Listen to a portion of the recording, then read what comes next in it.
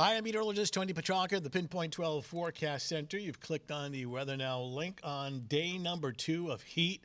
It was pretty hot today. In fact, so far, the temperature's soaring to 96 degrees. Even the beaches, we're looking at Narragansett Town beaches of about 3:30 this afternoon, was pretty warm as well. It wasn't in the 90s, but it did reach the mid and upper 80s. Got a decent crowd here down at Narragansett Town Beach.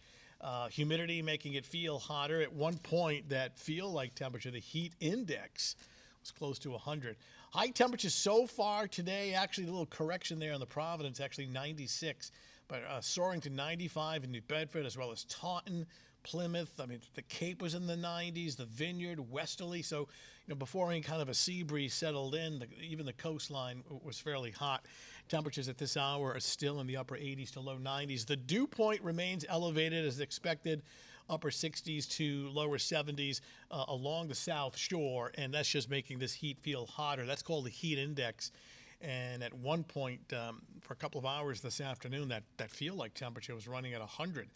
And that's the reason why we have the heat advisory now through Thursday for these heat index values, these feel-like temperatures that running about 95 to 100 this afternoon and should be in the mid and upper 90s again on Thursday. We take a look at the heat advisory. We have a number of heat-related statements and advisories that can be issued. There's an advisory, a watch, and a warning.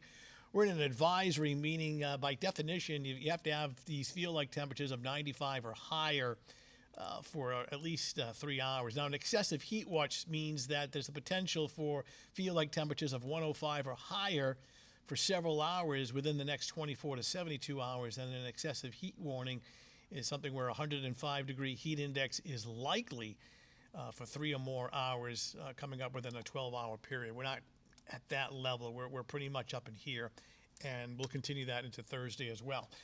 Even the nighttime temperature is very warm.